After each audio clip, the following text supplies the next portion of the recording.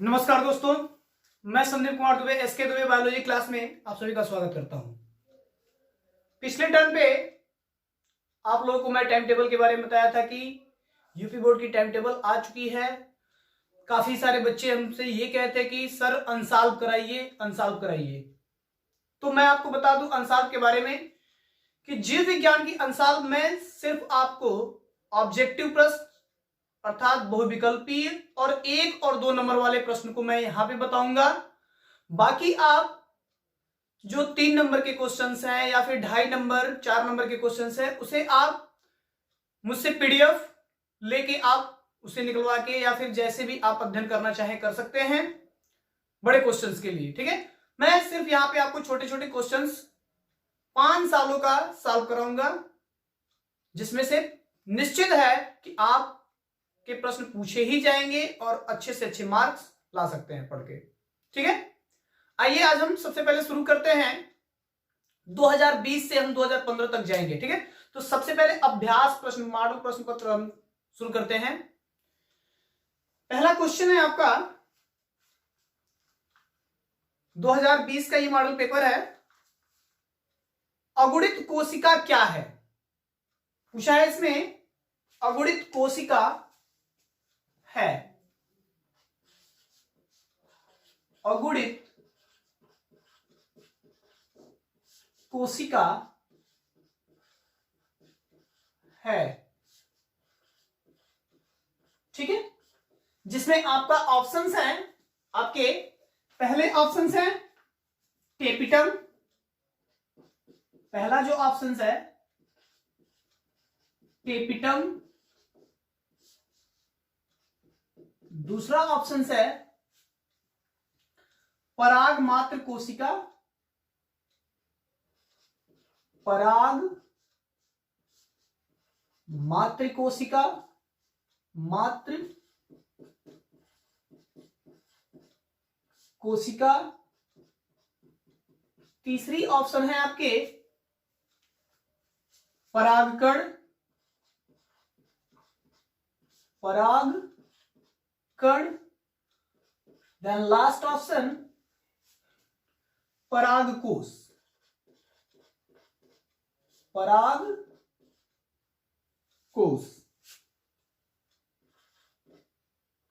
ठीक है, अब यहां पे आपको मैं सबसे पहले बता दूं अगुणित कोशिका। अगुणित का मतलब होता है n नंबर। अगुणित का मतलब n नंबर कोशिका की बात कर रहा है कि n नंबर किसमें पाया जाता है। ठीक है, तो यहां पे n नंबर कोशिका, जैसा कि आप लोग चैप्टर 2 में पढ़े हैं पुष्पीय लैंगिक, पुष्पीय पौधों में लैंगिक जनन, तो वहां पे आपको आवृत्त बीजी पुष्प के बारे में बताया गया है कि कैसे पराग कणों का निर्माण होता है या फिर अंड युग्मक अर्थात मादा कोशिकाओं की, मादा युग्मकों की अंड कोशिका कैसे बनती है, वहां पे सब कुछ आपको बताया गया है। तो मैं बता दूं कि पुमंग के अंदर जो कोशिका बनती है वह क्या होती है, परागकण होती है। और परागकण टेपिटम इसमें नहीं होगा क्योंकि यह जायांग के अंदर होता है, तो ये ऑप्शन गलत है। दूसरी ऑप्शन पराग मात्र कोशिका, ये भी सही नहीं है।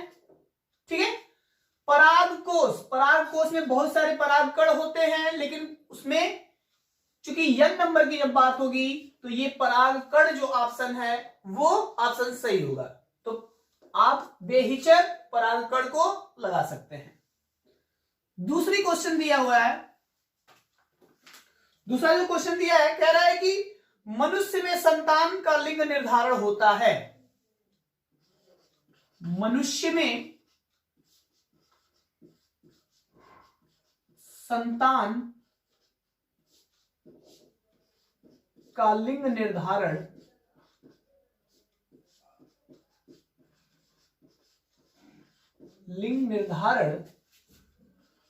होता है।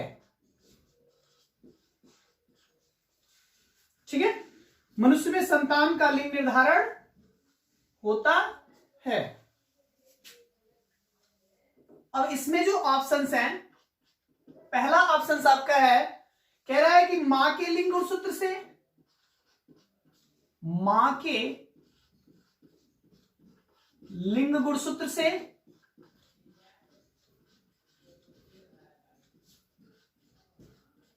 दूसरा ऑप्शन है पिता के लिंग गुणसूत्र से,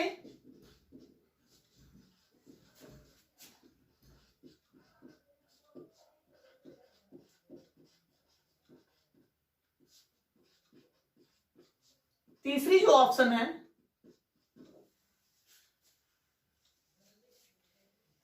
शुक्राणु से, देन लास्ट ऑप्शन अंडाणु से।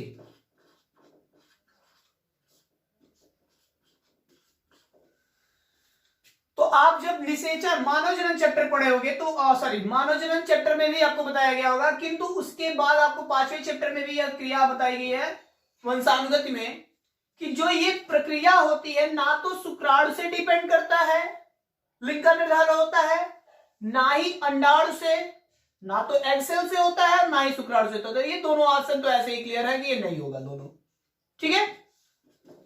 उसके बाद मां के लिंग गुणसूत्र से और पिता के लिंग गुणसूत्र से। तो मां के लिंग गुणसूत्र आपको पता है कि मां में XX होता है और पिता में X और Y होता है। तो आपको बताया गया होगा कि जब X और X आपस में संलयन करते हैं तो लिंग जो बनता है वो मादा संतान बनती है, ठीक है। उसके बाद X और Y गुणसूत्र जब मिलता है तो वहां पे X और Y लिंग गुणसूत्र जब मिलता है तो Y गुणसूत्र के कारण यहीं से निर्धारण होता है। तो कुल मिला के पिता के जो लिंग गुणसूत्र होते हैं उसी से इसका निर्धारण होता है कि नर हो या मादा, मतलब किस संतान की उत्पत्ति होगी, लिंग निर्धारण वहीं से होता है। तो यहां पे बेहिचक आप लगा सकते हैं पिता के लिंग गुणसूत्र से, ठीक है। तीसरी ऑप्शन आपकी जो है वह कह रहा है कि निम्नलिखित में कौन वायु प्रदूषक गैस है, कौन वायु प्रदूषक गैस है, ठीक है। पूछ रहा है सल्फर डाइऑक्साइड कौन वायु प्रदूषक गैस है, प्रदूषक गैस है, कौन वायु प्रदूषक गैस है, ठीक है।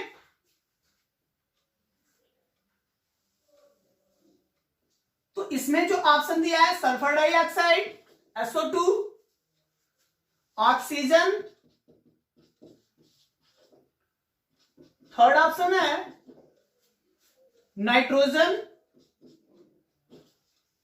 और देन 4 हाइड्रोजन, है ना। अब ये यहां पे कौन वायु प्रदूषक, मतलब वायु को प्रदूषण करने वाला, प्रदूषित करने वाला कौन गैस है। तो आपको पता है हाइड्रोजन नहीं, क्योंकि हाइड्रोजन गैस होगा, शुरू से भी चलोगे तब भी देखो। सबसे पहले मैं उसको इसलिए बता रहा हूं, लास्ट से इसलिए शुरू कर रहा हूं कि जो चीज नहीं हो उसको पहले हम ट्रिक करो ना। तो हाइड्रोजन गैस नहीं होगा, नाइट्रोजन गैस यह भी वायु को ज्यादा प्रभावित नहीं करता है, ऑक्सीजन तो कतई नहीं होगा, देन सल्फर डाइऑक्साइड। क्यों सल्फर डाइऑक्साइड, क्योंकि यह वायु में जो भी कण होते हैं उनसे मिलके ये क्या करता है, अम्ल का निर्माण करता है, यानी H2SO4 का हाइड्रोजन और ऑक्सीजन से मिलकर यह क्या करता है, तमाम गैसों से मिलकर यह H2SO4 का निर्माण करता है, यानी सल्फ्यूरिक अम्ल का निर्माण करता है, जो अम्ल वर्षा के रूप में, बूंदों के रूप में नीचे आती है। तो ये ऑप्शन सही है, ठीक है। चौथा जो क्वेश्चन है कह रहा है जेनेटिक इंजीनियरिंग का उपयोग होता है, जेनेटिक इंजीनियरिंग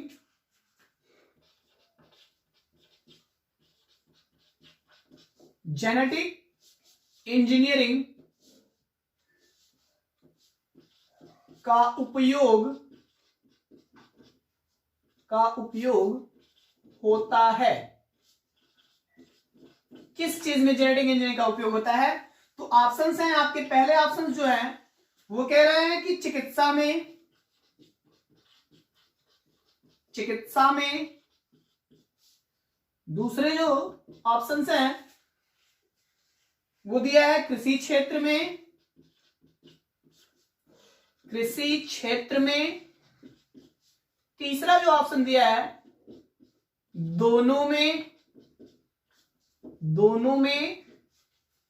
और देन लास्ट ऑप्शन दिया है इनमें से कोई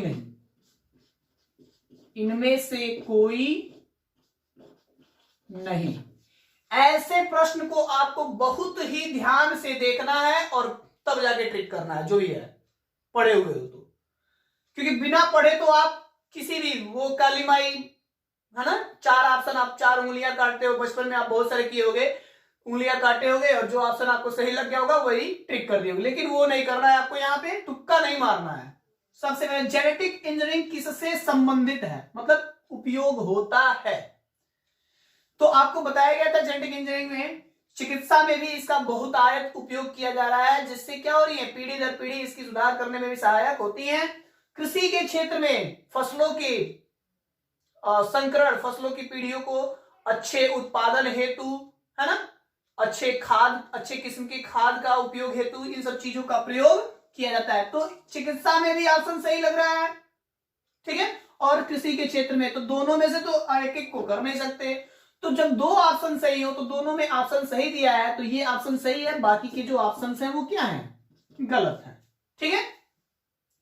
अब इसके बाद से आपका क्वेश्चन दिया है, 1 नंबर का क्वेश्चन कह रहा है कि एक आवृत्तबीजी पुष्प के उन अंगों के नाम लिखिए जहां पे नर एवं मादा युग्मकों का विकास होता है।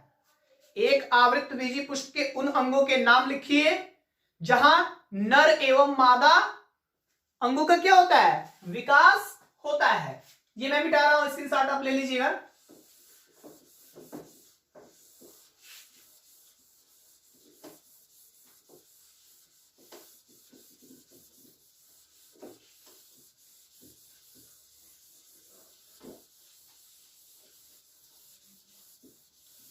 ठीक है, तो नर एवं मादा युग्मकों का विकास होता है। तो आपको पता है कि पुष्प में, ये छोटा सा मैं यहां पे पुष्प ड्रा कर रहा हूं,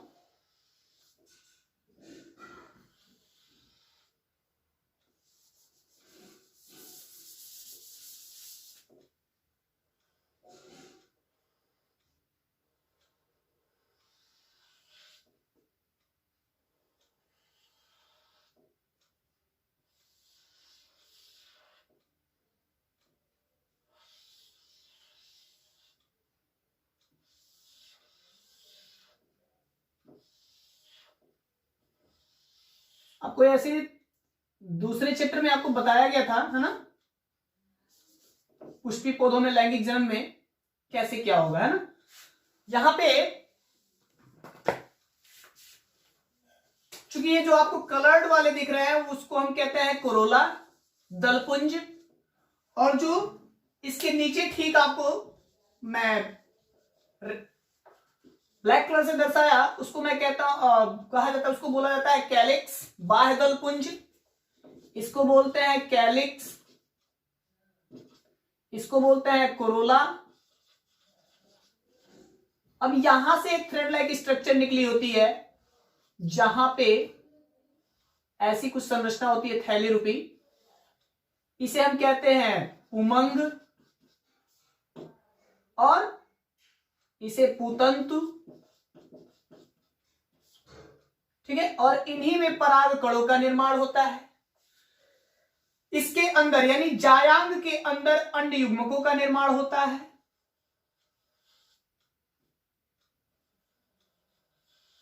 ठीक है, यहां पे जो होती है अंड कोशिका का निर्माण होता है। ये इसको सबसे ऊपरी वाले भाग को वर्तिकाग्र कहते हैं, ठीक नीचे वर्तिका कहते हैं। उसके बाद से अंडाशय जिसके अंदर बीजांड होता है, वहां पे अंड युग्मकों का निर्माण होता है। और यहां पे क्या होता है, नर युग्मकों का निर्माण होता है। तो क्वेश्चन क्या पूछा था, क्वेश्चन पूछा था आपसे, कह रहा है कि एक आवृत्तबीजी पुष्प के उन अंगों के नाम लिखिए जहां नर एवं मादा युग्मकोद्भिद का विकास होता है। तो नर युग्मकोद्भिद उमंग में होता है, जबकि मादा युग्मकोद्भिद कहां पे होता है, जायांग में होता है। तो इसको भी आप आसानी से कर सकते हो। अगला क्वेश्चन है,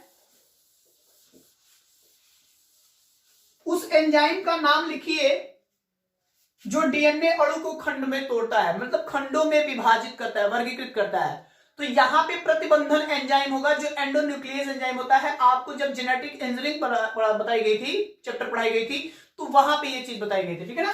तो प्रतिबंधन एंजाइम होता है, प्रतिबंधन एंजाइम, प्रतिबंधन एंजाइम, इसको एंडोन्यूक्लियस एंजाइम भी कहा जाता है, जो क्या करता है, डीएनए को क्या करता है, खंडों में अलग करता है, खंडों में अलग करता है। तो प्रतिबंधन एंजाइम, क्वेश्चन के हिसाब से क्या बताया गया कि उस एंजाइम का नाम लिखिए जो क्या करता हो, डीएनए अणु को खंडों में तोड़ता है। तो अलग करने का कार्य प्रतिबंधन एंजाइम अर्थात एंडोन्यूक्लियस एंजाइम करता है, ठीक है। उसके बाद से क्वेश्चन है, उन कोशिकाओं का नाम लिखिए जो विकसित हो रहे शुक्राणुओं को पोषण प्रदान करती हैं, ठीक है। तो शुक्राणु को जो पोषण प्रदान करता है, शुक्राणु, है ना, शुक्राणु को पोषण प्रदान करने वाली कोशिका,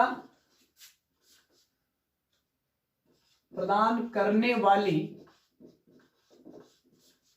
कोशिका का नाम लिखना है ना।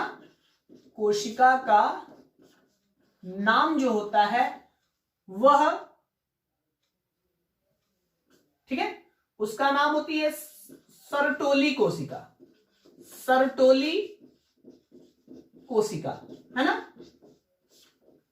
क्योंकि जब नर जनन अंग के प्राथमिक जनन अंग के बारे में हम पढ़े थे, तो शुक्रजन नलिका थी, तो उस शुक्रजन नलिका में दो प्रकार की कोशिकाएं होती थी, एक क्रास रूपी कोशिका, ठीक है, एक क्रास रूपी कोशिका हमने बताया था, और एक गोल रूपी कोशिका, है ना। एक को हमने शुक्रजन कोशिका बोला था और दूसरे को सर्टोली कोशिका। शुक्रजन कोशिका जो होती है वह शुक्राणुओं को जन्म देने का कार्य करती हैं, शुक्रजन कोशिका, है ना। तो शुक्रजन मतलब शुक्राणुओं को जन्म देने का कार्य करती हैं, जन्म करती हैं, जबकि क्रास रूपी जो कोशिका होती है वह सर्टोली कोशिका होती है। कौन सी कोशिका, सर्टोली कोशिका, और ये पोषण प्रदान करने का कार्य करती हैं, ठीक है। इसके बाद जो क्वेश्चन है, कह रहा है कि एक खाद्य श्रृंखला में सर्वाधिक संख्या किसकी होती है। एक खाद्य श्रृंखला में सर्वाधिक संख्या किसकी होती है। तो खाद्य श्रृंखला की जब बात हम करेंगे तो वहां पे आपको पता है कि उत्पादक जो होते हैं, दो चीजें खाद्य श्रृंखला को जो बनाएंगे अगर हम, तो पहला, सबसे पहले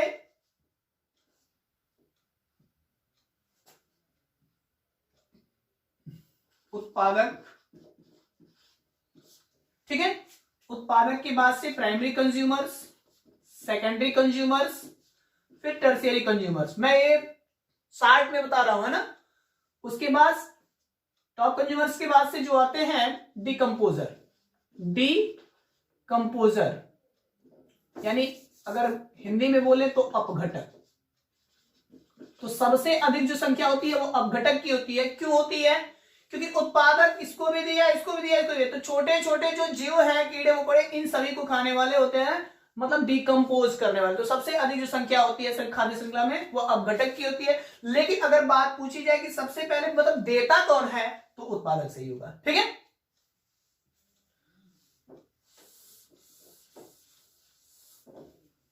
अगला क्वेश्चन है,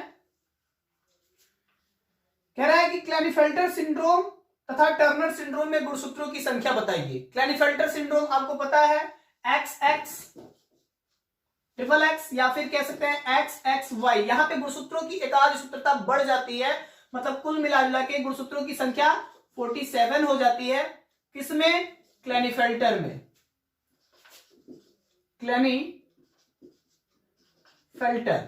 क्लेनीफेल्टर सिंड्रोम, क्लेनीफेल्टर सिंड्रोम में संख्या क्या हो जाती है, बढ़ जाती है। जबकि टर्नर सिंड्रोम है ना, तो टर्नर सिंड्रोम में क्या होती है 45, एक कम हो जाती है। यहां 46 की बजाय 47 हो जाती है, क्योंकि आपको पता है कि मनुष्यों में जो गुणसूत्रों की संख्या होती है, मनुष्य है ना, मनुष्य में गुणसूत्रों की संख्या, गुणसूत्र संख्या जो होती है वो 46 ही होती है ना, 46 होती है, जबकि यहाँ पे 47 हो गया, यानी एक बढ़ गई, जिसके कारण यहाँ पे वृषण क्या हो जाते हैं, अल्प विकसित हो जाते हैं। स्त्रियों के समान क्या होती हैं, बाल पूरे शरीर पे आने लगते हैं, मंद बुद्धि वाले रह जाते हैं। इसके कारण ये क्लेनीफेल्टर सिंड्रोम आनुवांशिक रूप से होती है। जबकि 45 किसमें होती है, तो टर्नर सिंड्रोम में होती है, टर्नर सिंड्रोम में होती है, टर्नर सिंड्रोम। तो टर्नर सिंड्रोम में क्या होती है, गुणसूत्रों की संख्या कम हो जाती है, 45 होती है। तो ये आप सिर्फ संख्या दे दोगे, आपके 1 नंबर मिल जाएंगे। अगला क्वेश्चन है कि वाटसन तथा क्रिक द्वारा प्रस्तुत डीएनए द्विकुंडलित मॉडल का नामांकित चित्र बनाइए। तो आप तो ये तो पता है, ऐसे ऐसे कर लोगे, वाटसन, ठीक है ना, और जिसमें इसमें क्या होता है, एडेनिन होता है, ग्वानिन होता है, एक तरफ साइटोसिन, थायमिन, है ना। तो एडेनिन के ठीक विपरीत थायमिन, साइटोसिन के ठीक विपरीत ग्वानिन, मतलब एडेनिन, थायमिन, ग्वानिन, साइटोसिन, ऐसे करके आप इसके बीच में डबल बॉन्ड होता है एडेनिन थायमिन के बीच में, जबकि ग्वानिन और साइटोसिन के बीच में ट्रिपल बॉन्ड होता है, हाइड्रोजन बॉन्ड, है ना। और इसमें 4 नाइट्रोजन बेस जो होते हैं, एडेनिन, थायमिन, ग्वानिन और साइटोसिन होते हैं, डबल हेलिक्स होते हैं।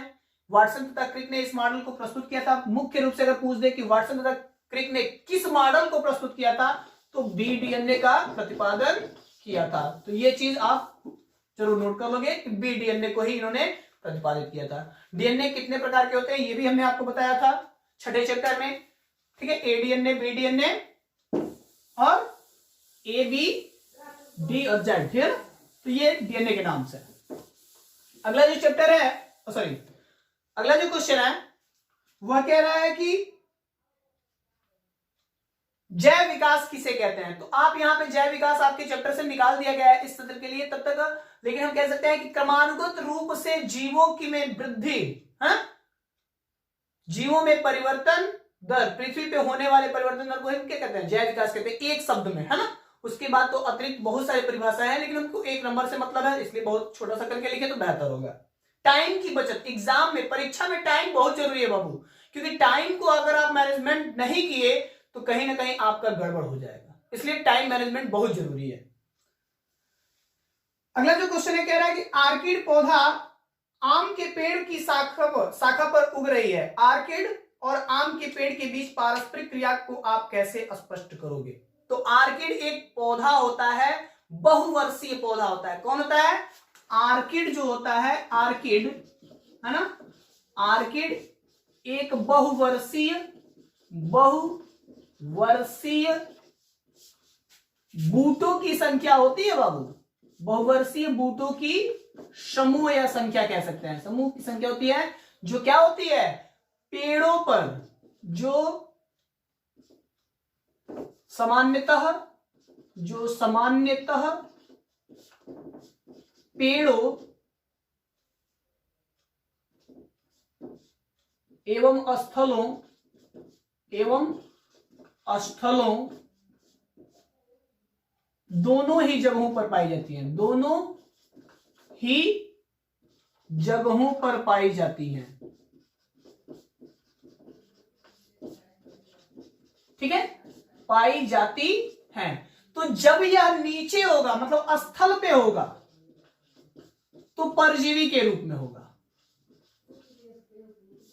और परजीवी भी जब होगा तो जिसमें क्लोरोफिल, ये एक प्रकार का पुष्प है, आर्किड क्या है, एक प्रकार का पुष्प है जो मरुस्थलीय उष्णकटिबंधीय एरिया में पाई जाती है। कहां पाई जाती है, उष्णकटिबंधीय एरिया में पाई जाती है। जो क्या होता है, सामान्यतः जिसमें क्लोरोफिल नहीं होता है, जिसमें क्लोरोफिल नहीं होता है, क्लोरोफिल है ना, क्लोरोफिल नहीं पाई जाती है, क्लोरोफिल नहीं पाई जाती है, वह परजीवी होता है ना। जबकि यह जब आम के पौधों पर यानी दूसरे पे रहेगा तो यह पारस्परिक, कौन सा, पारस्परिक क्रिया कौन सा करेगा, यहां पे पूछ रहा है कि पारस्परिक क्रिया को आप तो सहभागिता यानी सहपरिकोरिता सहजीवी, कौन सा?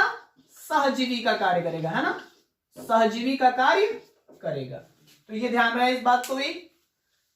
अगला जो क्वेश्चन है कह रहा है कि एक स्थलीय परितंत्र में अपघटन चक्र का आरेख निरूपण कीजिए। एक स्थलीय चक्र, एक स्थलीय परितंत्र है, तो स्थलीय परितंत्र इकोसिस्टम में है ये, है ना, परितंत्र। एनसीईआरटी बुक के आप 19 नंबर पेज पे जाओगे तो ये चीज मिलेगा आपको, ठीक है। अब स्थलीय परितंत्र को मुख्य रूप से अगर देखा जाए तो 4 भागों में, कितने भागों में मुख्य रूप से देखा जाए तो घास मैदान,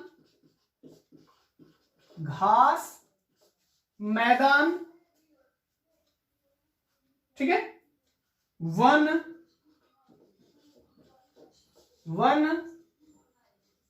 तीसरा जो ऑप्शन होगा मरुस्थलीय